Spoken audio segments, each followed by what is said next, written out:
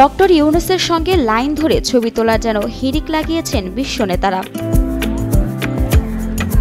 যুক্তরাষ্ট্রে জাতিসংঘের সাধারণ পরিষদের অধিবেশনে যোগ দিয়েছেন অন্তর্বর্তী সরকারের প্রধান উপদেষ্টা ডক্টর মুহাম্মদ ইউনূস। সেখানে তাকে ঘিরে আগ্রহের অভাব ছিল না বিশ্বকর্তাদের।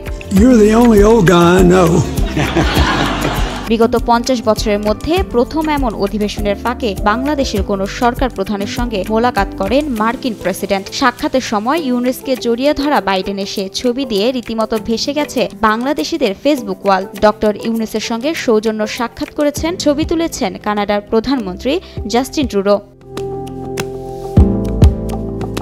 নিউ ইয়র্কের ম্যানহাটনে ফ্রেন্ডস অব বাংলাদেশ আয়োজিত সংবর্ধনা সভায়ও অংশ নেন ডক্টর মুহাম্মদ ইউনূস। এ সময় মঞ্চে তার সহকারী প্রেস সচিব সুচিস্মিতা তিথি, বিশেষ সহকারী মাহফুজুল আলমকে সঙ্গে নিয়ে বক্তব্য দিতে দেখা যায়। মঞ্চে দেখা যায় বাংলাদেশের আলোচিত আলোকচিত্র শিল্পী, সাংবাদিক ও সমাজকর্মী শহীদুল আলমকেও।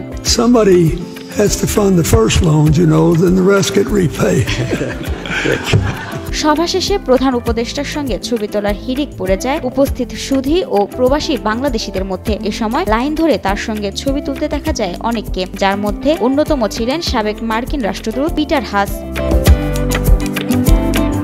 ভাইরাল হওয়া একটি ভিডিওতে দেখা গেছে বাংলাদেশের সাবেক মার্কিন রাষ্ট্রদূত করমর্দন করে ডক্টর ইউনূসকে আলিঙ্গন করে হাসিমুখে ছবি তুলছেন। এ সময় দুজনকে হাস্যোজ্জ্বল ছবি তুলতেও দেখা যায়।